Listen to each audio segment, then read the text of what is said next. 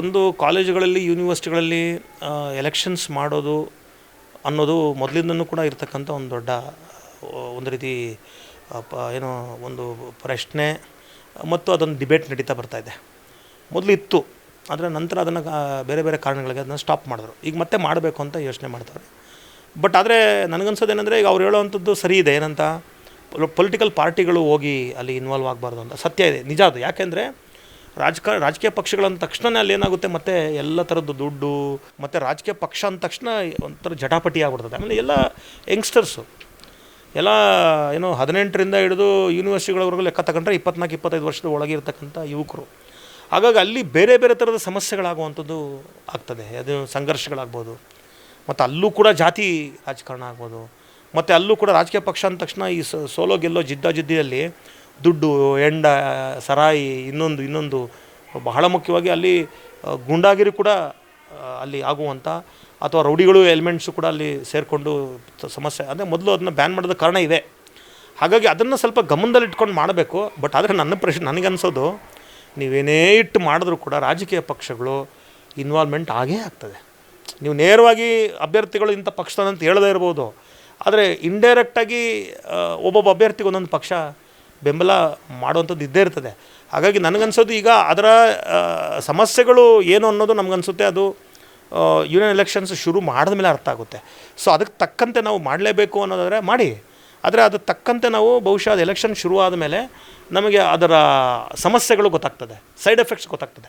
So ಅದಕ್ಕೆ ತಕ್ಕಂತೆ ನಾವು ಕೂಡ ಕಾನೂನು ಬಿಗಿ ಮಾಡ್ತಾ ಹೋದರೆ ಒಳ್ಳೆಯದು. ಯಾಕಂದರೆ ಕಾಲೇಜು ವೈಸ್ ಇದರಲ್ಲೇ ನೀವು ಯೂನಿಯನ್ ಎಲೆಕ್ಷನ್ಸ್ ಮಾಡೋದ್ರಿಂದ ಒಂದೇನಪ್ಪ ಅಂದರೆ ಲೀಡರ್ಶಿಪ್ ಡೆವಲಪ್ ಆಗುತ್ತೆ, ಹೊಸ ಲೀಡರ್ಶಿಪ್ ಡೆವಲಪ್ ಆಗುತ್ತೆ. ಅದೊಂದು ಇದೆ. ಬಟ್ ಆದರೆ ಹೊಸ ಲೀಡರ್ಶಿಪ್ ಡೆವಲಪ್ ಆಗೋ ಪ್ರಕ್ರಿಯೆಯೊಳಗೆ ನಾನು ಹೇಳಿದಾಗೆ ಅಲ್ಲಿ ಬೇರೆ ಥರದ ಅನಾಹುತಗಳು ಆಗದೇ ಇರೋದನ್ನು ಕೂಡ ಸರ್ಕಾರ ನೋಡ್ಕೋಬೇಕು. ಎಲೆಕ್ಷನ್ನು ನೀವು ಏನೇ ಹೇಳಿದ್ರು ಕೂಡ ಅಲ್ಲಿ ಸಿದ್ಧಾಂತಗಳು ಬಂದೇ ಬರ್ತವೆ. ಈಗ ಉದಾಹರಣೆಗೆ ನಮ್ಮದು ನಮ್ಮ ವಕೀಲರ ಸಂಘದ್ದು ಎಲೆಕ್ಷನ್ ನಡೀತದೆ. ಅದು ಯಾವುದೋ ಪಕ್ಷಗಳು ಇನ್ವಾಲ್ವ್ ಆಗೋಲ್ಲ, ಆದರೆ ಅಭ್ಯರ್ಥಿಗಳು ಒಂದಲ್ಲ ಒಂದು ಪಕ್ಷಕ್ಕೆ ಸಂಬಂಧಿಸೋರು ಇರ್ತಾರೆ, ಮತ್ತು ಒಂದೊಂದು ಪಕ್ಷ ಒಬ್ಬ ಅಭ್ಯರ್ಥಿನ ಬೆಂಬಲಿಸ್ತಾ ಇರ್ತದೆ. ಮತ್ತು ಅವ್ರು ಎಲೆಕ್ಷನ್ ಓಟ್ ಕೇಳಬೇಕಾದ್ರೂ ಕೂಡ ಅಷ್ಟೇ, ನೀನು ಹೇಳ್ದಂಗೆ ಸಿದ್ಧಾಂತಗಳ ಮೇಲೆ ಕೇಳ್ತಾರೆ ಓಟು.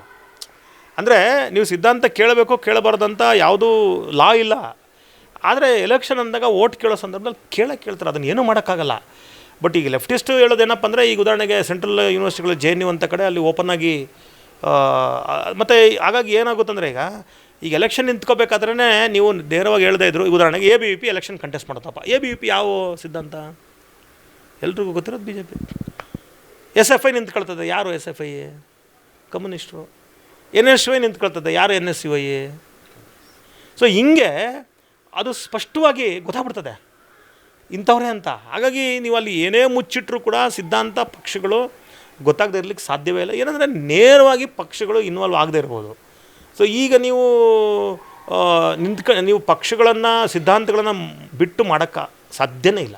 ಈಗ ಹಂಗಾದರೆ ನೀವು ಅವಾಗ ಎಲ್ಲ ಸ್ಟೂಡೆಂಟ್ ಆರ್ಗನೈಸೇಷನ್ಸ್ನ ಬ್ಯಾನ್ ಮಾಡಿಬಿಟ್ಟು ಯಾವುದೇ ಆರ್ಗನೈಸೇಷನ್ ಹೆಸರಿಲ್ಲದೇ ನೀವು ಇಂಡಿವಿಜುವಲಾಗಿ ನಿಂತ್ಕೋಬೇಕು ಅನ್ನೋ ಥರ ಕಾನೂನು ತರಬೇಕು. ಬಟ್ ಅದು ಎಷ್ಟು ಮಟ್ಟಿಗೆ ಫೀಸಿಬಲ್ ನೋಡಬೇಕು ಇರ್ಬೋದು. ಯಾಕಂದರೆ ಈಗ ಉದಾಹರಣೆಗೆ DK ಶಿವಕುಮಾರ್ ಅವರು ಈಗ ಒಂದು ಬೂತ್ ಮಟ್ಟದವರೆಗೂ ಒಂದು ಸಂಘಟನೆ ಮಾಡಬೇಕು ಅಂತ ಯಾವುದೋ ಒಂದು ಸಂಘಟನೆ ಶುರು ಮಾಡೋರೆ. ಕಾಂಗ್ರೆಸ್, ಅದು ಭಾರತ್ ಜೋಡೋನೋ ಯಾವುದೋ ಒಂದು ಸಂಘಟನೆ ಶುರು ಮಾಡೋರೆ. ಇದೆಲ್ಲ ನೋಡಿದಾಗ ಬಹುಶಃ ಅವರು ಜೆನ್ಸಿಯನ್ನು ಗಮನದಲ್ಲಿಟ್ಕೊಂಡು ಆ ಯುವಕರನ್ನು ಕಾಂಗ್ರೆಸ್ ಪಕ್ಷದೊಳಗೆ ಸೆಳೆಯುವಂಥ ಒಂದು ಮನಸ್ಸು ಇಟ್ಕೊಂಡು ಮಾಡ್ತಾ ಇರ್ಬೋದು. ಯಾವುದೇ ಪಕ್ಷ ಅದು ಮಾಡ್ತಾರೆ. ಈಗ BJP ಅವರು ಬೇರೆ ಥರದ್ದು ಮಾಡ್ಬೋದು, JDS ಅವರು ಬೇರೆ ಥರ ಮಾಡ್ಬೋದು, ಇವರು ಬೇರೆ ಥರ ಮಾಡ್ತಾರೆ. ಬಟ್ ಅಲ್ಟಿಮೇಟ್ಲಿ ಅದು ಎಷ್ಟರ ಮಟ್ಟಿಗೆ ಸಕ್ಸಸ್ ಆಗುತ್ತೆ ಅನ್ನೋದು ನಾವು ನೋಡಬೇಕು.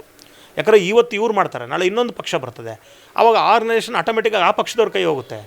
ಸೊ ಅದು ಹೆಂಗೆ ವರ್ಕೌಟ್ ಆಗುತ್ತೆ ಅನ್ನೋದು ನಮಗೆ ಅದು ಜಾರಿ ಆಗೋವರೆಗೂ ಗೊತ್ತಾಗಲ್ಲ. ಅದು ಹಾಗಾಗಿ ಮಾಡ್ತಾರೆ, ಏನೂ ಮಾಡೋಕ್ಕಾಗಲ್ಲ. ಸರ್ಕಾರ ಅವ್ರದ್ದು ಏನು ಬೇಕಾದ್ರೂ ಮಾಡ್ತಾರೆ.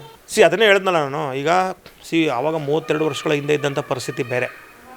ಆಮೇಲೆ ಇವತ್ತಿನ ಸೋಷಿಯಲ್ ಮೀಡಿಯಾ ಯುಗದಲ್ಲಿ ಮತ್ತು ಇವತ್ತು ಈ ಎಸ್ಪೆಷಲಿ ಕಾಲೇಜ್ ಹುಡುಗರು ಅಥವಾ ಜನ್ಸಿ ಅಂತ ಏನು ಹೇಳ್ತೀವಿ, ಇವರು ಇರುವಂಥ ಪ್ರೊಆ್ಯಕ್ಟಿವ್ ಇದೆಲ್ಲ ನೋಡಿದಾಗ ಅದು ಯಾವ ಥರದ ಸಮಸ್ಯೆಗಳು ಉದ್ಭವಿಸ್ಬೋದು ಅನ್ನೋದು ನಮ್ಗೆ ಬಹುಶಃ ಜಾರಿ ಆದಮೇಲೆ ಗೊತ್ತಾಗುತ್ತೆ.